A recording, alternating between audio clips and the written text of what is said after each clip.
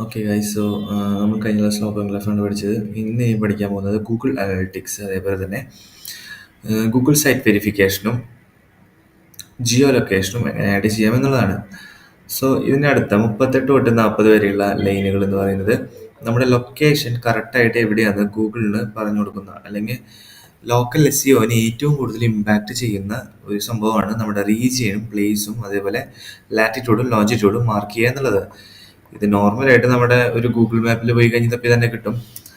Google മാപ്സിൽ കയറിയിട്ട് നമ്മൾ plain ആയിട്ട് ഇപ്പോൾ ബിസ് പേജ് എന്ന് തപ്പുക, ബിസ് പേജ് റിസർച്ച് എന്ന് തപ്പുമ്പോൾ നമുക്ക് ഓട്ടോമാറ്റിക്കായിട്ട് നമ്മുടെ ലൊക്കേഷൻ കിട്ടുമല്ലോ. അപ്പോൾ ആ ലൊക്കേഷൻ്റെ അവിടെ കൊണ്ടുവന്ന് ഒന്ന് റൈറ്റ് ക്ലിക്ക് ചെയ്ത് കഴിഞ്ഞാൽ ഇവിടെ മേലെ കിട്ടും ലോഞ്ചിറ്റ്യൂഡും ലാറ്റിറ്റ്യൂഡ്സും. അതും തന്നെ ക്ലിക്ക് ചെയ്ത് കഴിഞ്ഞാൽ കോപ്പി പേസ്റ്റ് ചെയ്യാൻ പറ്റും. ആ സെയിം സാധനം തന്നെ കൊണ്ടുവന്നിട്ട് നമ്മളിവിടെ പേസ്റ്റ് ചെയ്താൽ മതി. ഓക്കെ, സോ നെക്സ്റ്റ് നമ്മൾ എങ്ങനെയാണ് ഗൂഗിൾ സൈറ്റ് വെരിഫിക്കേഷൻ ചെയ്യുക എന്നുള്ളതാണ് നോക്കാൻ പോകുന്നത്. Okay, so Google site verification ചെയ്യാൻ വേണ്ടിയിട്ട് നമ്മൾ സ്ട്രെയിറ്റ് ആയിട്ട് ഗൂഗിൾ സൈറ്റ് ഇൻഡെക്സിങ് തപ്പുക. അപ്പോൾ ഗൂഗിൾ കൺസോൾ എന്ന് പറയുന്ന ഒരു ഓപ്ഷൻ ഉണ്ട്. ഗൂഗിളിൻ്റെ തന്നെയാണ് ഇത് ഓപ്പൺ ആയി വരും. നമ്മളിപ്പോൾ ഓൾറെഡി നമ്മൾ ചെയ്തിട്ടുള്ളത് കൊണ്ട് നമ്മുടെ ബിസ് പേജിൻ്റെ കിടക്കുന്നുണ്ടാവും. ഇപ്പോൾ ചെയ്യാത്ത ഒരു വെബ്സൈറ്റ് ആണെങ്കിൽ ഇതുപോലെ നമുക്ക് നമ്മുടെ പെർഫോമൻസ് അനലിറ്റിക്സ് എല്ലാം ട്രാക്ക് ചെയ്യാൻ വേണ്ടിയിട്ടാണ് ഗൂഗിൾ കൺസോൾ ഉള്ളത്. എത്ര പേജസ് ഉണ്ട്, എന്തൊക്കെയാണ് നമ്മൾ ചെയ്തുകൊണ്ടിരിക്കുന്നത്, അങ്ങനെ എല്ലാ കാര്യങ്ങളും നമുക്ക് ഇതിലൂടെ ട്രാക്ക് ചെയ്യാൻ പറ്റും. സോ ഇങ്ങനത്തെ ഒരു കേസുകളിൽ പുതിയതായിട്ടൊരു സൈറ്റ് ജനറേറ്റ് ചെയ്യുന്ന സമയത്താണ് നമ്മളിവിടെ ഈ ഒരു കണ്ടീഷൻ പറയുന്നത്. ആഡ് എ പ്രോപ്പർട്ടി പറയുമ്പോൾ ഇവിടെ നമ്മൾ നമ്മുടെ ഈ കാര്യങ്ങളൊക്കെ നമ്മൾ ഡീറ്റെയിൽ ആയിട്ട് അടുത്ത ക്ലാസ്സുകളിൽ പഠിക്കുന്നതാണ്. ഈ ഗൂഗിൾ കൺസോൾ എങ്ങനെയാണ് ചെയ്യാന്നുള്ളതൊക്കെ വെബ്സൈറ്റ് ഫുള്ളായിട്ട് കഴിയുമ്പോഴാണ് നമുക്ക് ചെയ്യേണ്ട ആവശ്യമുള്ളൂ. അതിന് മുന്നേ ചെയ്യാനും പാടില്ല കേട്ടോ. സോ അത് കഴിഞ്ഞ് അതിനുള്ളിൽ കഴിയുമ്പോഴാണ് നമുക്ക് ഇതേപോലെ ഒരു ടോക്കൺ ഐ ഡി അതിൻ്റെ ഉള്ളിൽ ജനറേറ്റ് ആവും. ആ ഐ ഡി ഇവിടെ കോപ്പി പേസ്റ്റ് ചെയ്താൽ മതി.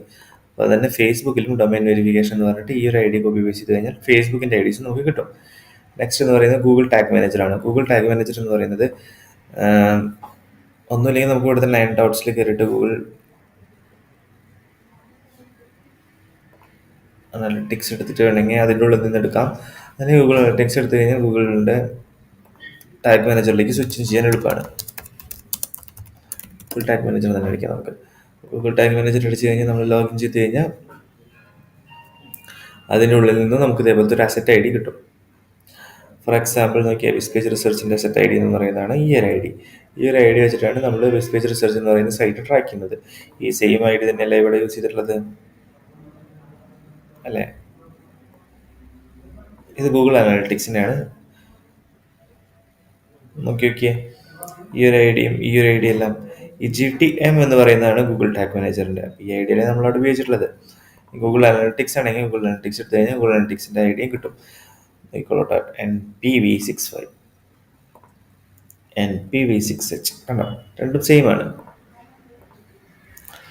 സോ ഇതുപോലെ തന്നെയാണ് ഗൂഗിൾ അനലിറ്റിക്സും. ഇത് രണ്ടും നമ്മുടെ സൈറ്റിൻ്റെ ഉള്ളിൽ കയറിയിട്ടുള്ള ആൾക്കാരെ മോണിറ്റർ ചെയ്യാൻ വേണ്ടിയിട്ട് കണ്ടോ, ആക്റ്റീവ് യൂസേഴ്സ്, ഈവൻറ്റ് കൗണ്ട്, അങ്ങനെ ഇൻഡിവിജ്വലായിട്ട് നമ്മുടെ സൈറ്റിൻ്റെ ഇൻട്രാക്ഷൻസ് അറിയാൻ വേണ്ടിയിട്ടാണ് ഈ രണ്ട് സാധനങ്ങളും നമ്മൾ ഉപയോഗിക്കുന്നത്. ഇതിപ്പോൾ എവിടെയൊക്കെ സെർച്ചസ് ഉണ്ടെന്നുള്ളതാണ് നമ്മൾ മൊത്തമായിട്ട് പറയണത്. ഇതങ്ങനെ നമുക്ക് നമ്മുടെ സൈറ്റിനെ മൊത്തമായിട്ട് മോണിറ്റർ ചെയ്യാൻ വേണ്ടിയിട്ടാണ് ഈ രണ്ട് സാധനങ്ങൾ ഉപയോഗിക്കുന്നത്. ഗൂഗിൾ ടാഗ് മാനേജറും അതുപോലെ തന്നെ ഗൂഗിൾ അനലിറ്റിക്സും.